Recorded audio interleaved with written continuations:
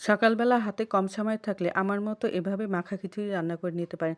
এখানে আমি ২ গ্লাস পরিমাণ পোলার চাল এবং ১ গ্লাস পরিমাণ মসুরি ডাল নিয়েছি। এটা ভালো করে ধুয়ে পানি ঝরিয়ে নিয়েছি। তারপর একটা পাতিলে নিয়ে টুকরো করা আলু দিয়ে তার মধ্যে পেঁয়াজ কুচি, কাঁচামরিচ কুচি, পরিমাণ মতো তেল, লবণ, হলুদ গুঁড়া, মরিচের গুঁড়া, ধনিয়ার গুঁড়া, জিরার গুঁড়া, গরম মসলা, তেজপাতা, লবঙ্গ, আদা বাটা, রসুন বাটা এগুলো দিয়ে একটা চামচের সাহায্যে ভালো করে মিশিয়ে নিয়েছি। তারপরে পানি ফুটিয়ে ফুটন্ত পানি আরকি এখানে যতটুকু চাল ডাল নিয়েছি তার ১.৫ গুণ পরিমাণ পানি দিয়েছি। পানিটা যখন টেনে আসবে তখন একটা ঢাকনার সাহায্যে এটাকে মৃদু আঁচে ২০ মিনিটের জন্য ঢেকে নিতে হবে। আরকি দমে দিতে হবে।